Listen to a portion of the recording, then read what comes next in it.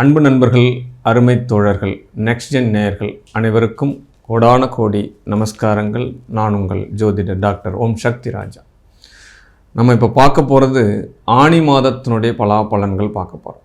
ஆமாம், ஒவ்வொரு மாதமும் சூரியனினுடைய மையப்பகுதியாக வைத்து சூரியனுடைய நகர்வுகளை வச்சு நம்ம மாத பலன்கள் பார்த்துன்னு இருக்கோம். இந்த 12 ராசிகளுக்கும் இந்த ஆணி மாதத்தில் சூரிய பகவான் மிதுன ராசியில் சஞ்சாரம் பண்ணும்பொழுது எவ்வகையான பலாபலன்கள் கிடைக்கப் போகிறது, எந்த மாதிரியான சாதகமான பாதக பலன்கள்லேருந்து நம்ம மாற்றிக்கலாம் அப்படின்ற ஒரு ப்ரொடக்ஷன் தான் நம்ம பார்க்க இருக்கிறோம்.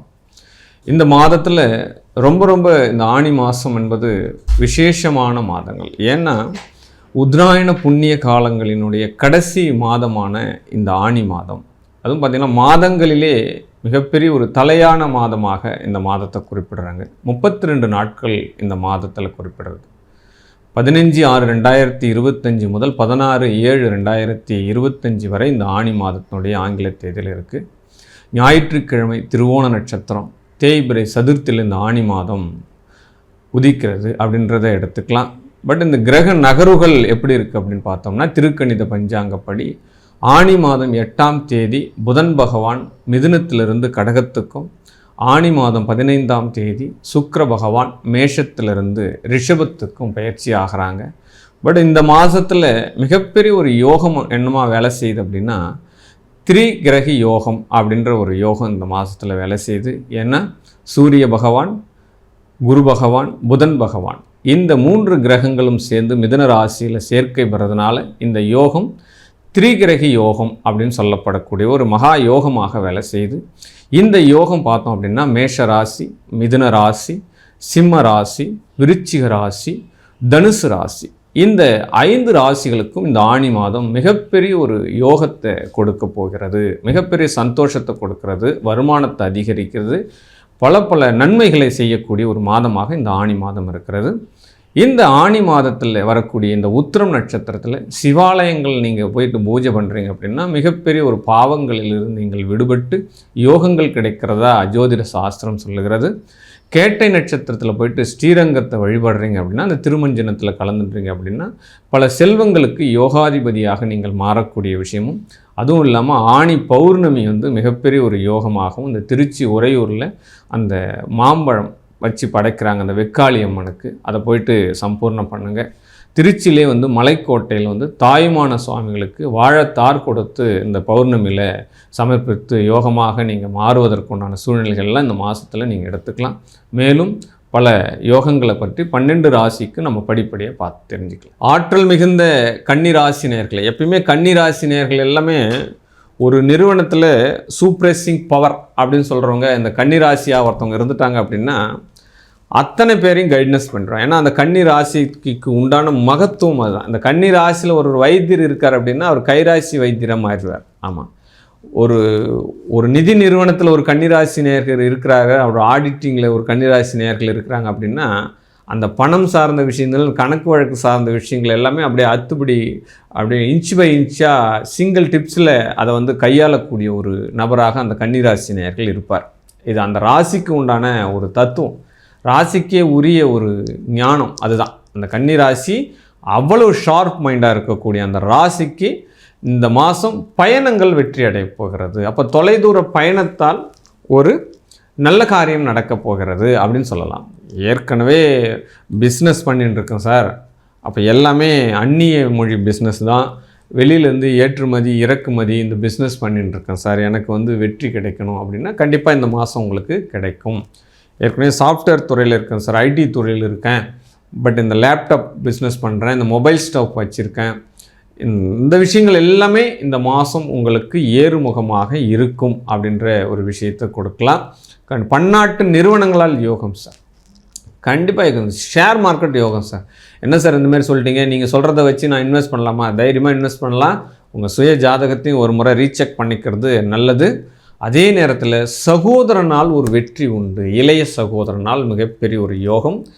சுய தொழில் பண்ணக்கூடியவங்களுக்கு யோகம். ஆமாம், சுய முயற்சியால் வேலை ஏற்படுத்தியிருப்பாங்க இல்லையா, அவங்களுக்கு யோகம்.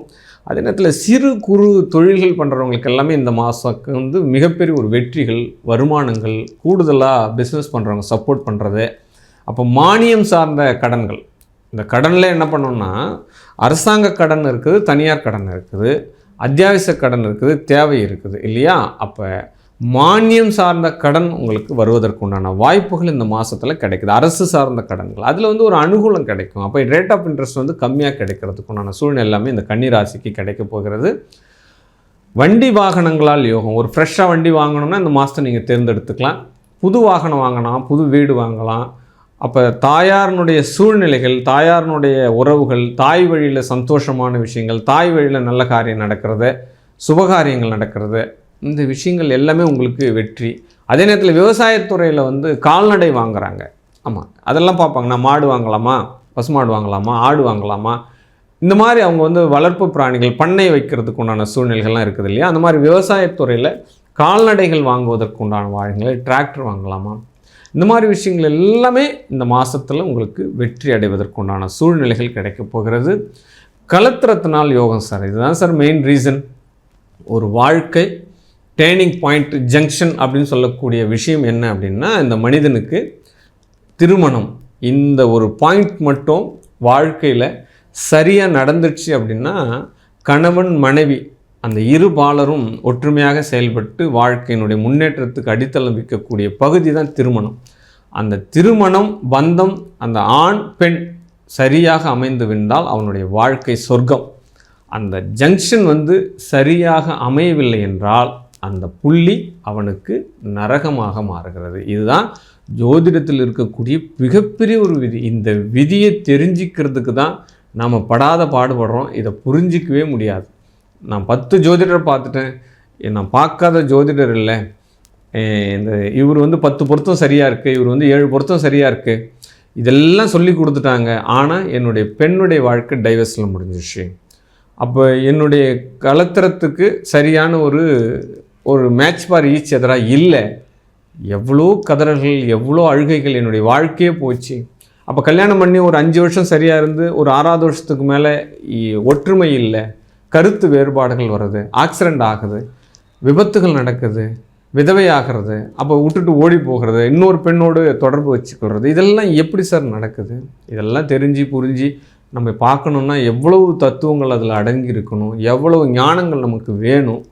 அப்போ இதை வந்து ஒரு ஆராய்ச்சியாக எடுக்கக்கூடிய விஷயங்கள் எடுக்கணும் அப்படின்னா ஒரு செகண்டில் அந்த பெண்ணோடையும் ஒரு ஆணோடையும் ஜாதகத்தை பார்த்து இது சரி வரும் சரி வராதுன்னு எப்படி சார் ஒரு செகண்டில் நம்ம முடிவு பண்ணுறது? இன்றைக்கி எல்லாமே நம்ம யூடியூப் பார்க்குறோம், சேனல்ஸ் பார்க்குறோம். ஒரு நிமிடத்தில் ஜாதக பலன் பார்ப்பது எப்படி, ஒரு நாளில் ஜோதிடர் ஆகுவது எப்படி, இதெல்லாம் எப்படி சார் போட முடியுது? அப்போ அவ்வளோ பெரிய வந்து இந்த தொழில் வந்து உங்களுக்கு பிஸ்னஸாக மாறி போகுதா? எவ்வளோ கேள்விகள். ஏன்னா முக்கியமான விஷயம் திருமணம் அப்படின்னு. ஏன்னா இந்த ஆணி மாதத்தில் உங்களுக்கு துணையால் வந்து யோகம் வரப்போகுது. அதனால தான் இந்த பாயிண்ட் அவங்க வந்து உங்களுக்கு சொல்லக்கூடிய ஒரு விஷயம் வருது. பொதுவாகவே இந்த திருமணம் சார்ந்த விஷயந்தான் ஒரு மனிதனுக்கு ஜங்ஷன்.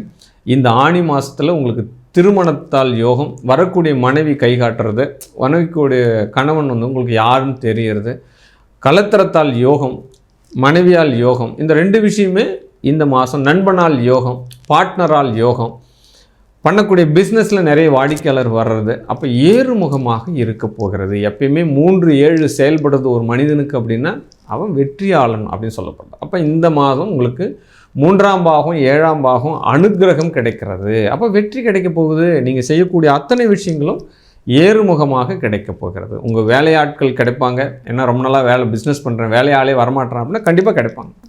வேலையாட்கள் கண்டிப்பாக வந்துடுவாங்க. உங்கள் பிஸ்னஸ் அமோகமாக வெற்றி பெறும் அப்படின்ற விஷயத்தை எடுத்துக்கலாம். யோகம் வந்து மனைவியால் செயல்படும், கணவனால் செயல்பட போகிறது. மேலும் இந்த வெற்றி மேல் வெற்றி குவிக்கணும் அப்படின்னா பெருமாளினுடைய பாதத்தை வழிபடுங்க. எப்பயுமே கன்னிராசினியர்கள் உங்கள் குடும்பத்தில் பெருமாளினுடைய பாதத்தை அந்த பூஜை ரூமில் வச்சுட்டு நீங்கள் சேவார்த்தி பண்ணுறீங்க, அனுஷ்டானம் பண்ணுறீங்க, பூஜை பண்ணுறீங்க, அவருடைய நாமங்களை சொல்கிறீங்க அப்படின்னா உங்களை வெல்ல யாராலையும் முடியாது. உங்களுடைய வெற்றியை தடுக்க முடியாது. ஆனி மாதம் அற்புதமாக அமையட்டும். வாழ்க வாழ்க வாழ்க.